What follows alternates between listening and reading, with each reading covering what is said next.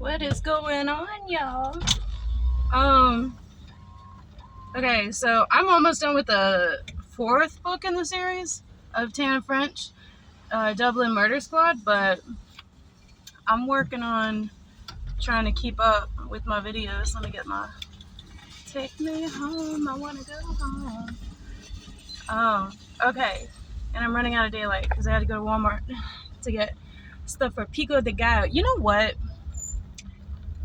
Where in Alabama are the Mexicans hiding? I need to know where they are.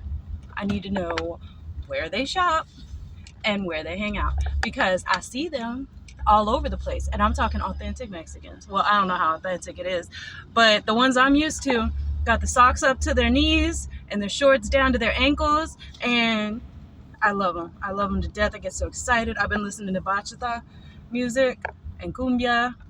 And I'm like, I just want to practice my Spanish. Like, I don't even care what kind of person they are. Anyone who speaks Spanish around me, or I can tell that they're Mexican and they got kids, I'm like, I want to talk to you just because I miss speaking Spanish because my Spanish is bad and I want to get it back up. But you don't get that without immersive stuff. So it's fine. But they be sneaky. I don't know where they at. Like, I've been all over Montgomery looking for them. No, not really. But it's like, yeah, where do y'all go to eat? Where do y'all hang out? What's going on?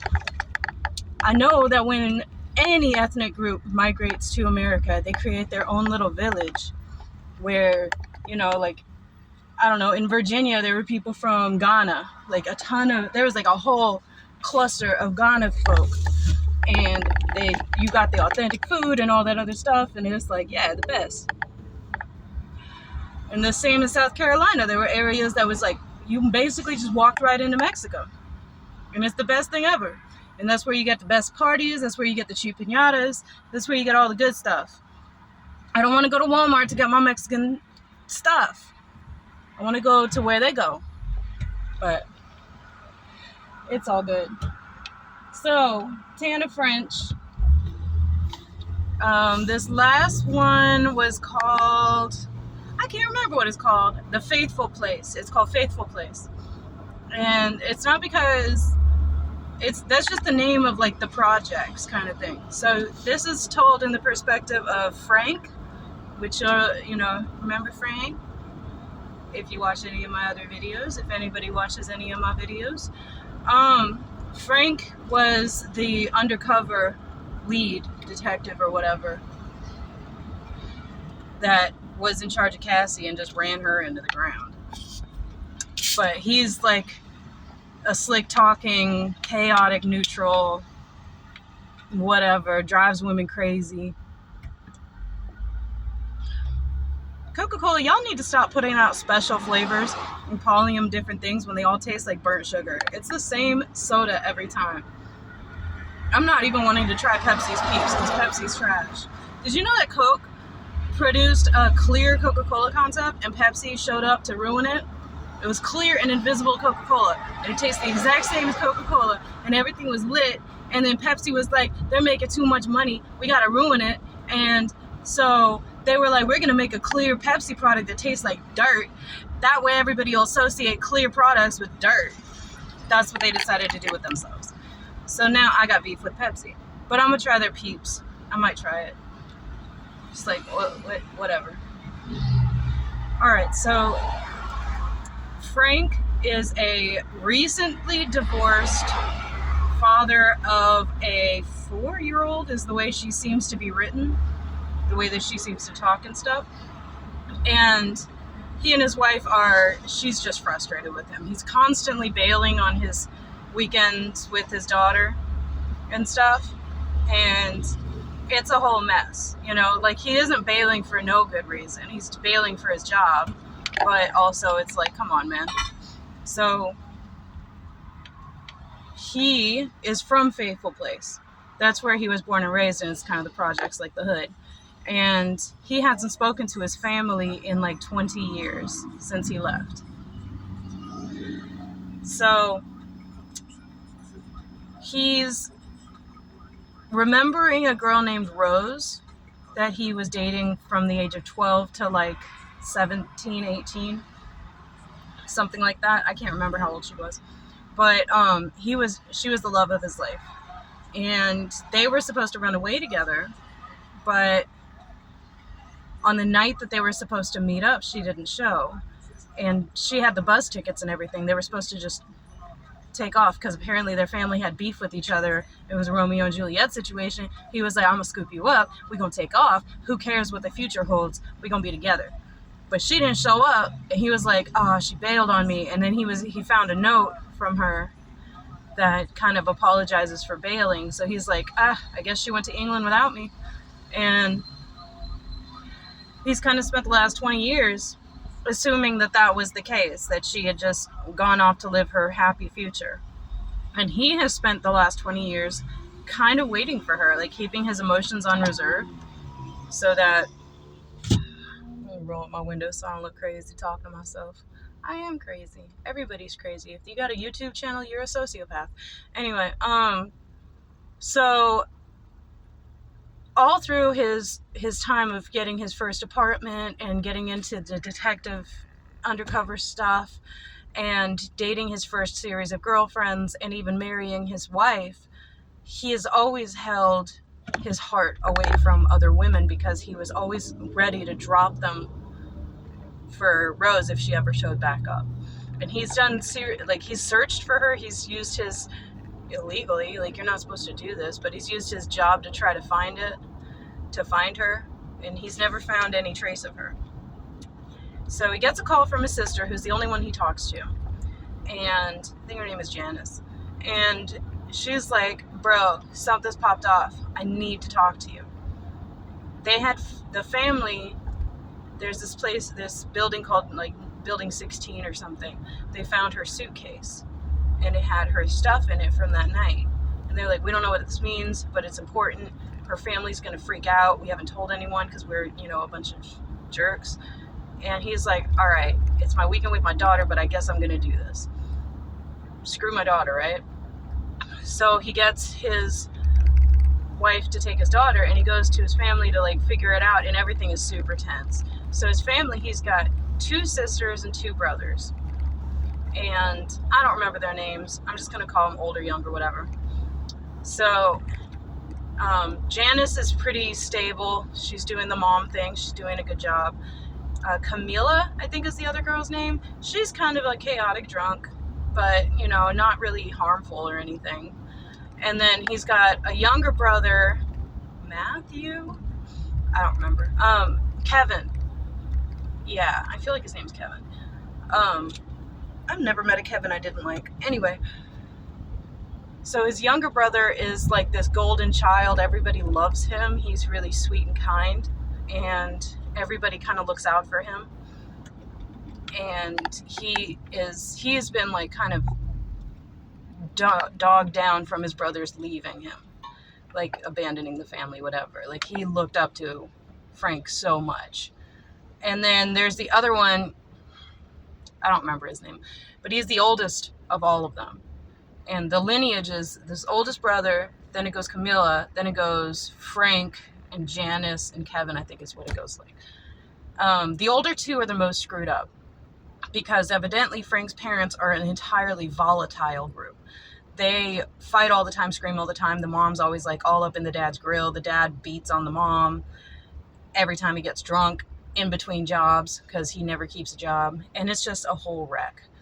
So Frank walks in with all of his preconceived notions of these people, and they look at him like, hey, what's up, snitch? You just went against the entire upbringing that we all grew up hating the cops, and you just went and became one. How dare you? So everybody's kind of super saucy, and he goes through the bag with, detective gloves, all of that, and he's like, all right, let me figure this out. So then he's like, we got to go tell her parents. And he gets Kevin to come because everybody likes Kevin, and her parents hate him. They thought for these past 20 years that he took her away from the family and wouldn't let her write back to her parents to tell them they're okay. So they think that, they don't know what happened to their daughter. They didn't file missing persons or nothing. because nobody trusts the police, I guess. I don't know. I'm gonna trust anybody if it comes to finding my kid. Like, I'll put everything aside. If Hitler was the one to help me find my son, I'll be like, hey, what's up, Pete? I don't mind. Do what you gotta do. Help me find my kid. Like, I don't get this perspective. But anyway, he goes there and they're obviously not cool with him. But Rose's older sister is kind of chill about everything because she knows that he wasn't harmful towards her sister. She knows that he was just trying his best and whatever. So they kind of tell him, and they're like, all right, well, we should go to the police about this. Like, this is evidence of a crime at this point. And he's like, kind of talks him out of it. He's a real smooth talker. He's got a gift of gab like nobody's business. A pimp couldn't hold him. So he's like, you could do that, yeah. Or you could let me take care of this, because you go to the cops, they're going to shuffle it around, they're not going to pay attention to it, it's going to be a big mess, and you're not going to get your daughter back. So you should just let me do this. And they're like, I mean, sure, I hate you, but I hate the cops more, even though you're the cop. I don't know. Then he goes and gets his daughter, and he's like, all right, let's chill.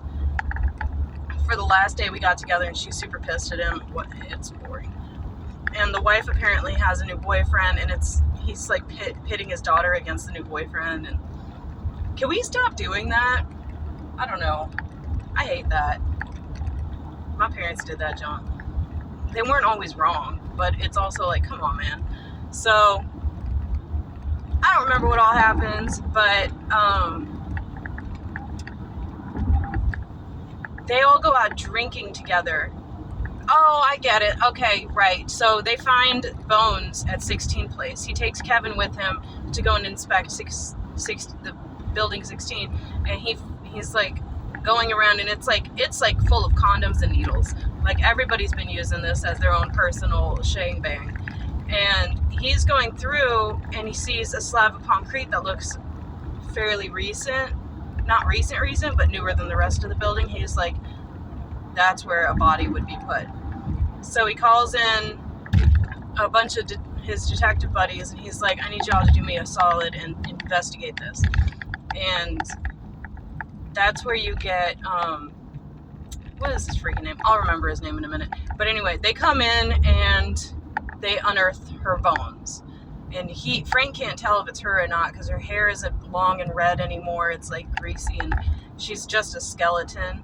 And her clothes have, diminished to the point of rubble. There's like a couple of like, I don't know, zippers and stuff. But he's pretty sure it's her. And she gets taken to the coroners, and all the people are looking around and being nosy and all of that good stuff. So he gets to Cooper, who, by the way, Cooper is like also one of my favorite characters. He's the coroner. He cuts the dead into chunks. And Maria Bamford, I miss her. I hope she's doing good. She's a stand-up comedian. Check her out. But he's like a really particular dude. He's like, if I don't like someone, I'm going to make their lives a living hell, and I'm going to like make it so known that I don't like them. And it's just a mess. But he likes Frank, and Frank, everybody who's telling the first person of these stories is a person that Cooper typically likes.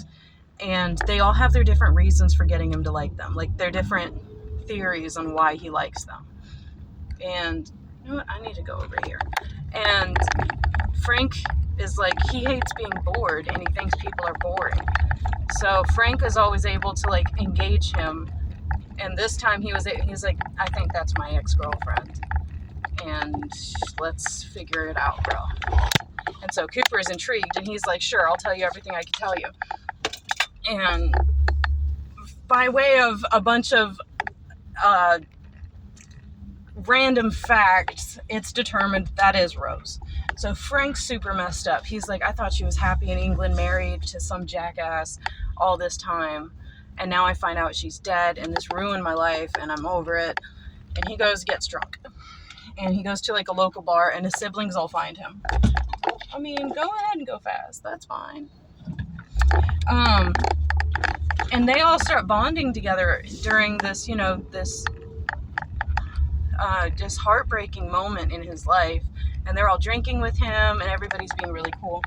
And then it turns, and he gets too drunk, and everybody else gets too drunk. And his older brother is trying to say something smart about, like, you thought you had it bad growing up? You thought dad beat you growing up? You thought mom was coming after you growing up? We protected you. Like, shut up. You don't know what you're talking about. And then Frank's like, you thought my life was a dreamboat? Shut up. Everybody's like, shut up. And it comes out later that essentially all of the times that his older brother and him would fight, and his older brother would like beat his butt and like be really ruthless towards him, he was doing things to protect him. Like there was a time that he took Frank and Kevin and shut them down in a basement somewhere. Oh shoot, I was supposed to turn there, wasn't I? Darn it. I can't get Montgomery on the map.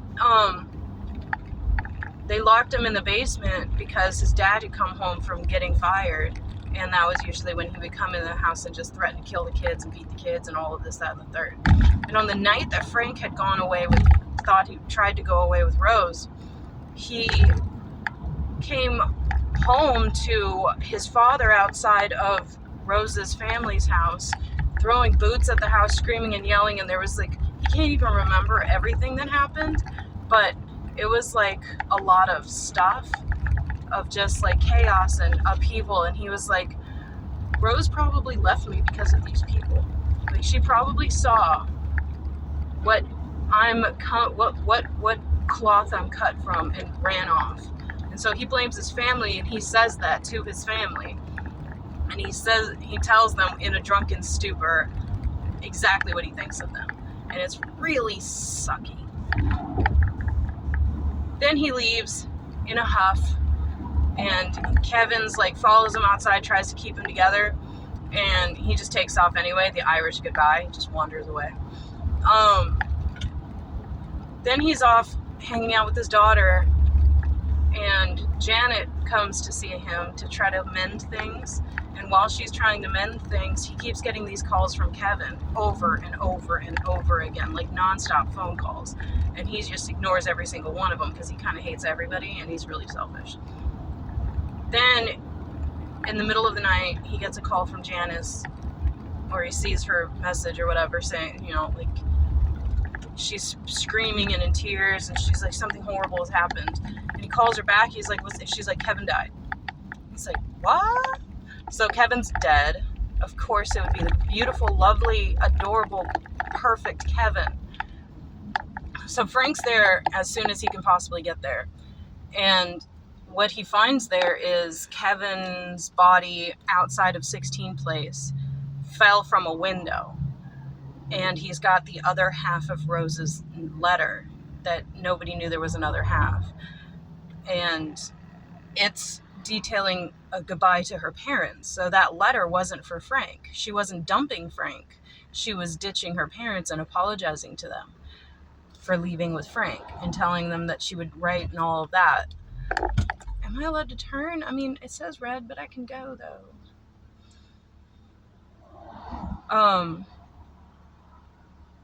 Scorcher.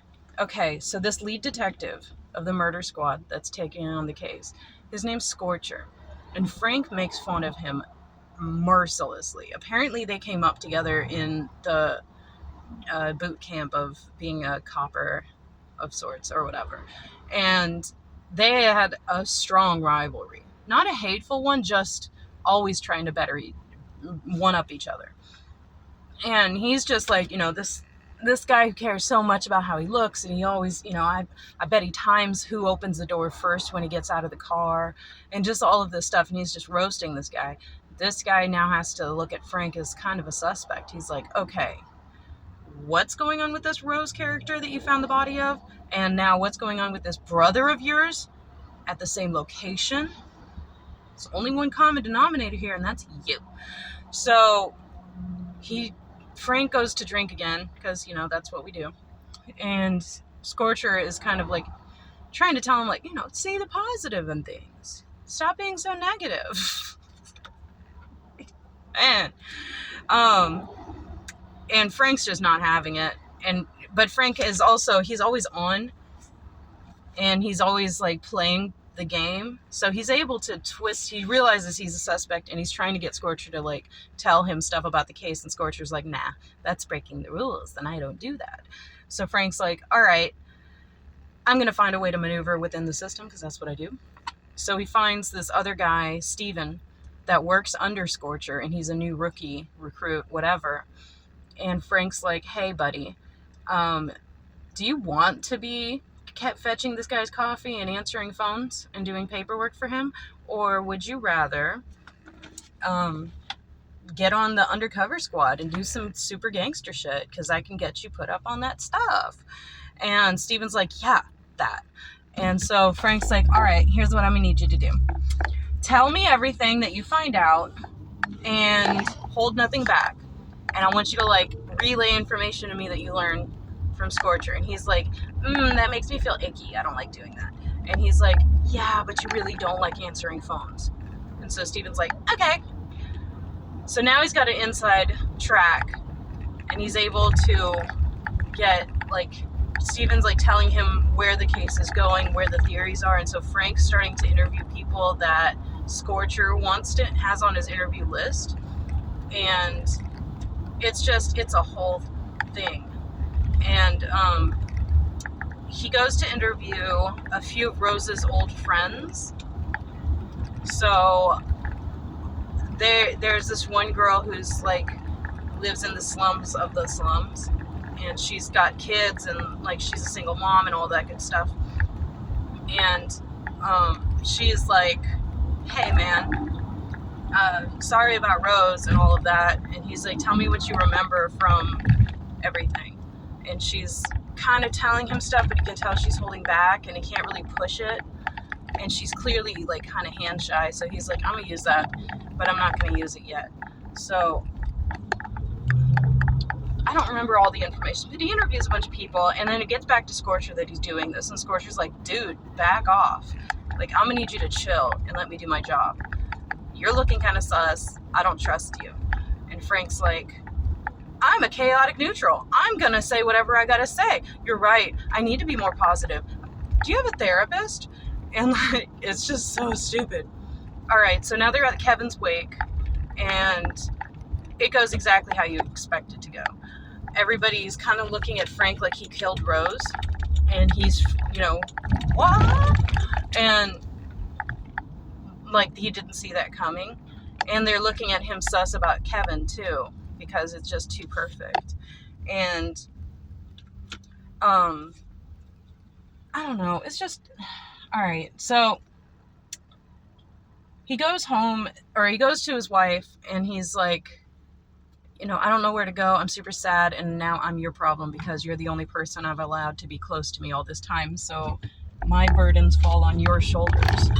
And she's like, I mean, okay, come on in. I'll make you some tea. That cures everything. And he just like lays it all out. And he's like, on the verge of tears. And he's just like, this is all that happened. She's like, I knew there was another woman. I thought you were having an affair.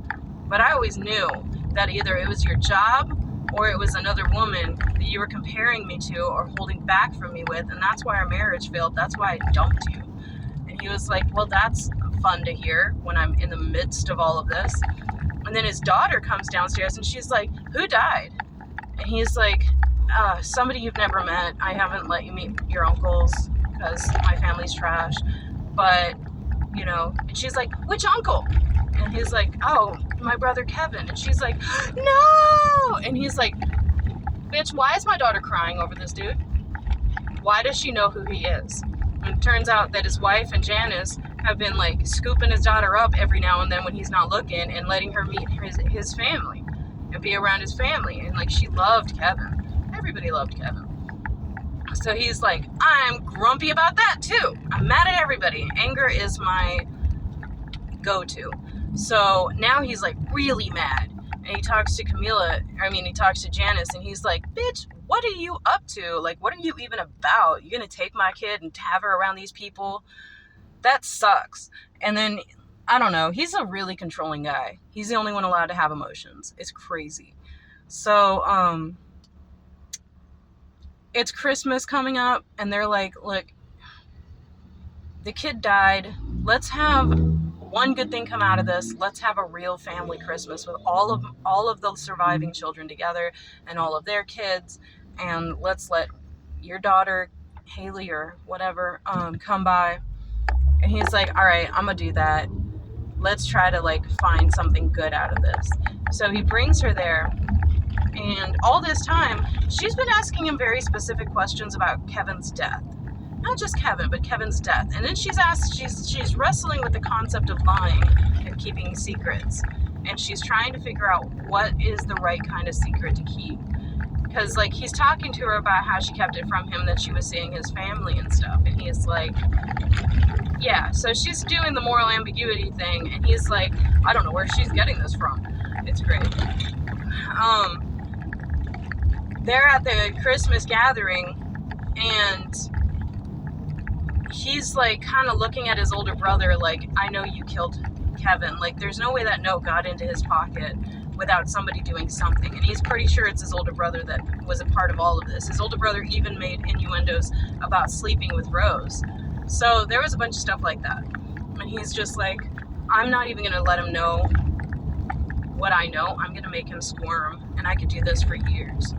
And I could just make him think that the hammer's going to drop. And his brother's like, all his life, he's had to stay with the parents to keep, because his dad's back is all busted up and he needs help. And all the other kids ditched the house as soon as they could. So the only person, no matter how many times he gets enough money or gets a new opportunity to leave, he's the one left with the bill. He's the one that has to stay home with the family. He's the one that has to deal with their father. And so he's like not having it with Frank. He's like, you don't get to be mad at me about anything I do. You left, and I got stuck with these people. And every time I'm about to get out and get a little piece of heaven for myself, I'm back in hell here. And Frank's like, not my problem. Anybody can leave anytime they want. Nobody is making you take care of that D-bag. Then he's distracted by his mom. Like, he's been interviewing his mom and stuff and getting stuff out of her too. And he gets the backstory of their marriage. Like, before anybody was born, his mom fell in love with his dad from like a distance, and his dad was in love with Rose's mother, and he had a whole long-lasting fling with her, like before she was married and all of that. Like, they had a substantial relationship, and when her parents found out, they shut it down. They were like, he's not good enough for you. And then when that was popping off and she was still kind of maybe gonna come back to him or maybe leave, her current husband shows up and just sweeps her off her feet and takes her away. And that destroyed Frank's dad. Like, he never got over that. And then there was a new job opening up. I don't know, coal mining. I don't know what they did, but it was a really well-paying job.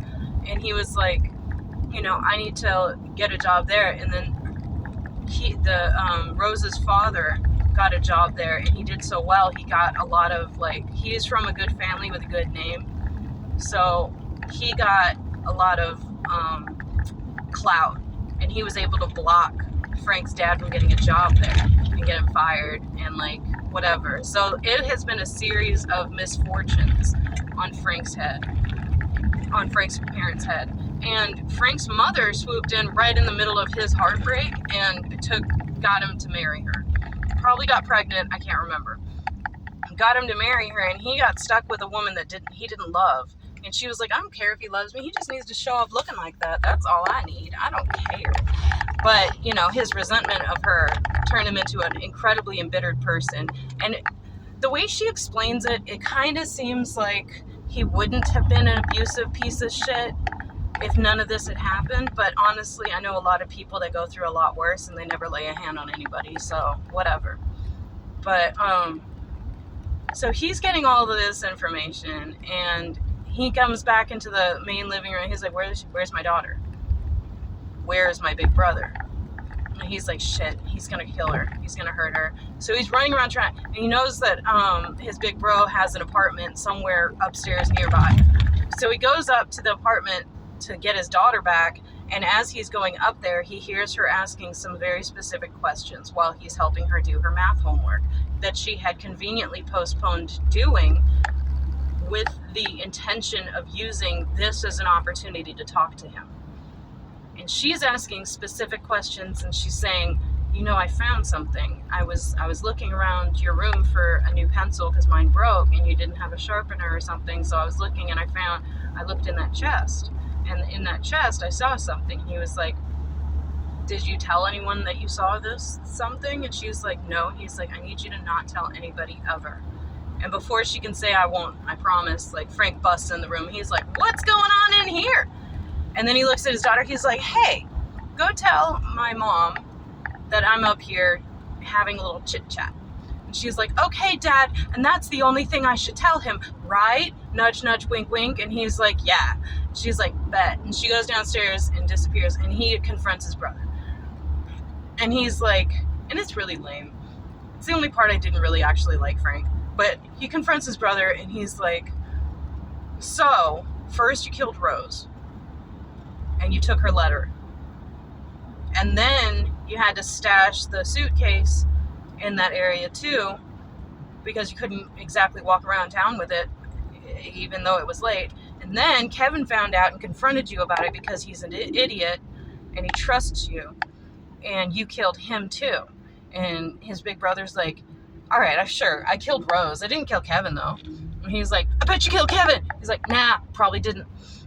And it's this whole argument. And then Frank is like, gets into a fist fight with him and beats his butt, and then he pulls a gun on him and he starts quoting what he's going to write in his his report, like his incident report about what's going on. He's like, a suspect was warned and cautioned, and suspect refused to listen, and it was so cheesy. It's like, just say you're going to beat him up and nobody's going to listen to his side of the story. Just say that. Just stop being stupid. But he calls Steven and he's like, hey man, I'm gonna give you this you're gonna get a collar for this. Like, you need to come here and quietly scoop up my bro and take him off and interview him. And I'll help you get all the inside information you need for him in order to break him. Because I know this guy, I know what you need to do and say and how you need to act to get a good interview. And Steven's like, sure, all right. So Steven comes and gets his brother.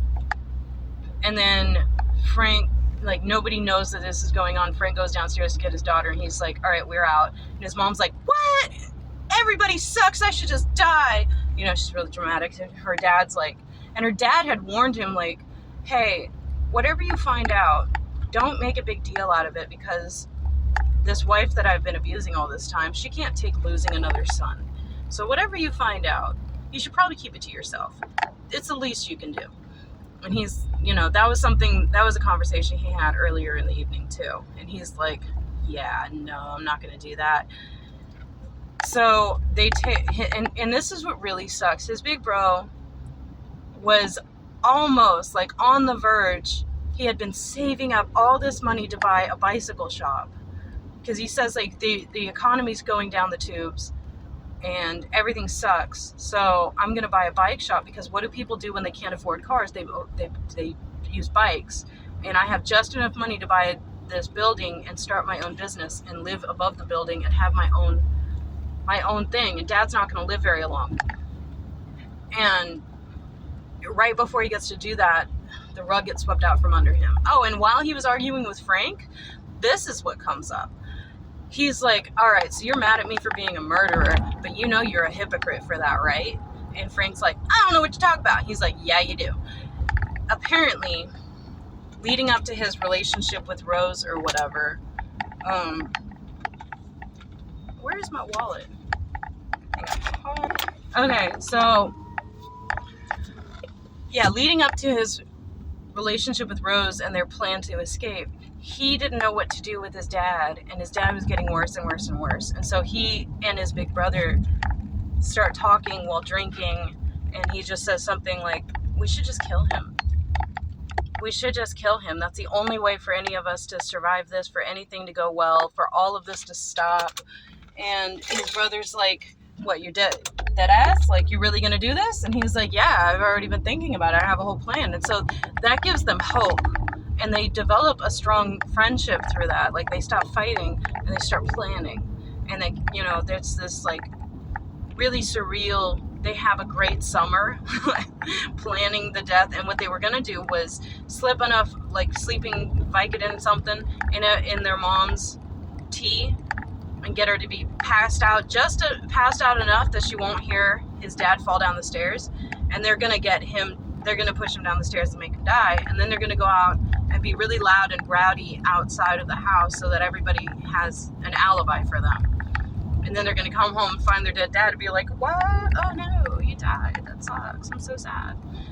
That was their plan, but Frank shut it down because he got a plan to run off with Rose. And his brother's like, that wasn't fair of you to just leave us with this problem. Like, you could have done that and then left with Rose. You could have done that. And he's like, Rose would never have had me. And it's just a whole mess. So his brother's like, you can't judge me for what I did. You were fully capable and willing to do the same exact thing.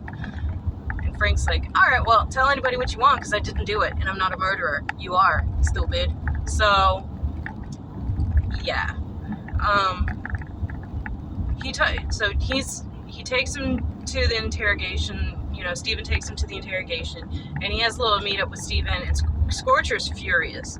He's like, I hate Frank. I can't believe he did this to me. Like, this was supposed to be my arrest. This, you know, and he was looking up all the wrong streets. Like, he wasn't even near the real truth of things. He wasn't anywhere close, especially since he's a cop that acts like a cop in interviewing people that don't trust the police. And then Frank's like, so Steven, who listens to me, here's how you're going to get my brother to confess. And he tells him just all the ins and outs of his brother's character and the fact that he was about to get a bike shop and all of that. And Steven's like, yeah, I'm going to use that. Then he goes to his daughter, and Frank goes to his daughter, and his daughter is just distraught. And he's like, you know, you need to tell the cops what you heard and what you talked about and what you saw.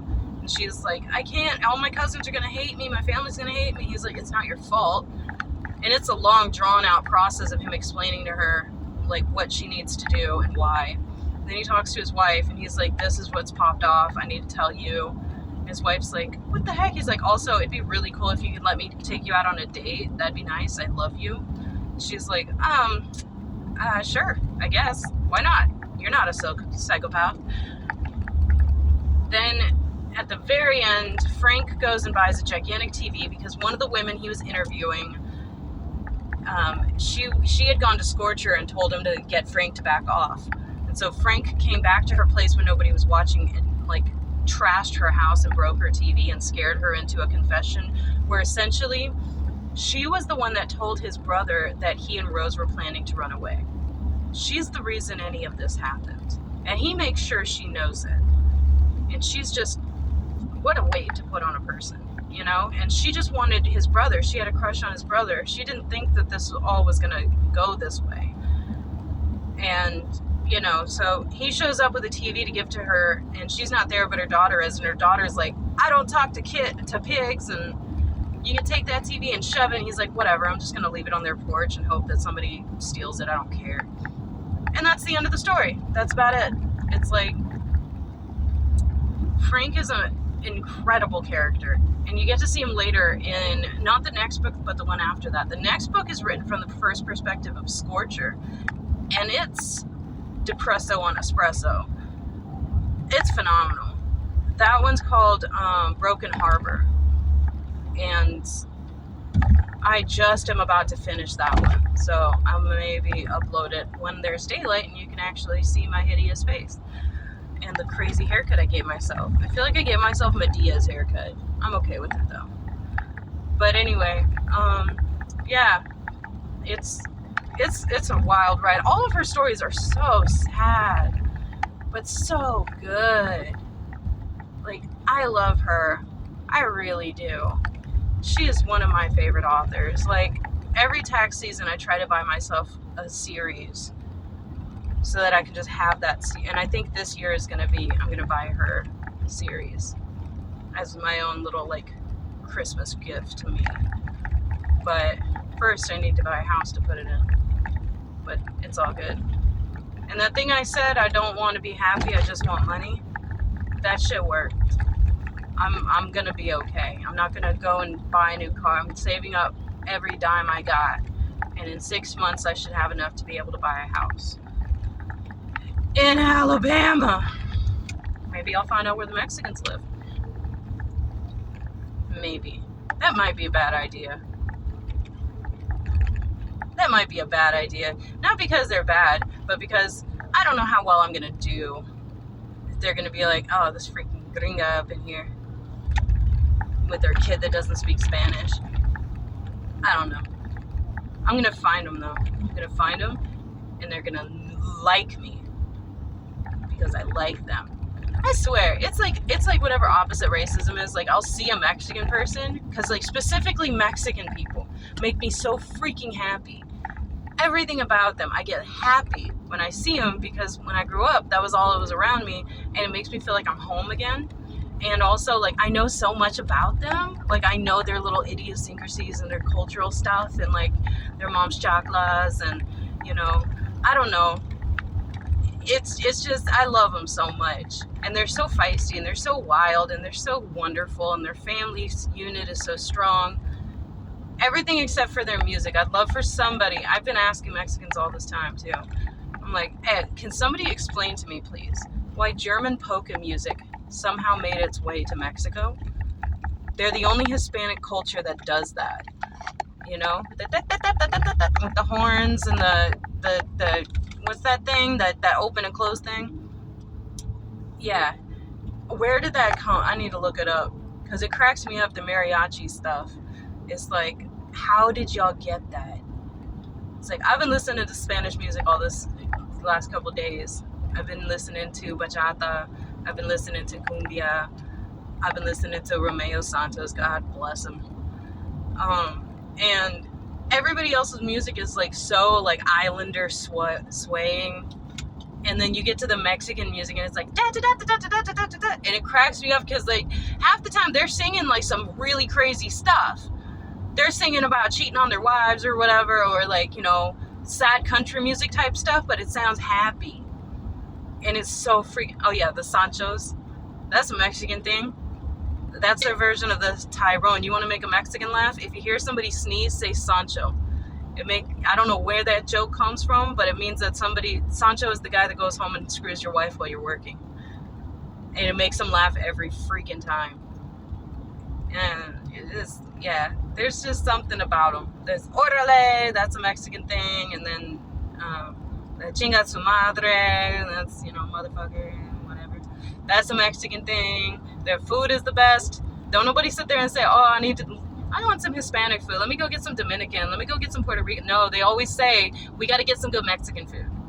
That's what they always say everywhere in America. It's all Mexican food, because they are lit. But you got to find the good stuff. I found a couple places out here that got lengua and cabeza tacos. And I'm like, oh, we got real Mexicans out here. Like, you only get that when there's people buying it, and nobody buys it except for the real ones, because they come from that. But anyway, all right, let me stop. I'm babbling. I'm so excited. I wish I worked with more Mexicans. I really miss working with them. They'll push you to work harder. Not even because they care. Everybody says they got a great work ethic. It's not that. It's that being called lazy is the worst slur that they got for each other. And it's like, they don't want to seem like they're privileged or entitled. It's an American idea. So they don't want to be Americanized. They want to be Mexican. And one of the first things that they criticize Americans for is how lazy we are. So that's like, they keep themselves busy and they work their butts off, but not because being a hard worker is in any way gratifying to them. They hate it just as much as we do. They bitch about it just as much as we do. La verga. But it's because they don't ever want to be mistaken for giving up their roots. I've seen that with a lot of immigrants, actually. People that migrate from their first generation or whatever, they have the hardest work ethic, and it doesn't even matter where they've come from. It's the fact that they took that journey in the first place, and they're not going to waste it. And then they see their kids be all lazy and Americanized, which is like their dream is to have a kid that's able to do that, but then they resent them for it because, who wants to be American when you can be Mexican? I don't know. Let me stop. But anyway. All right. Adios, chingadas. Bye.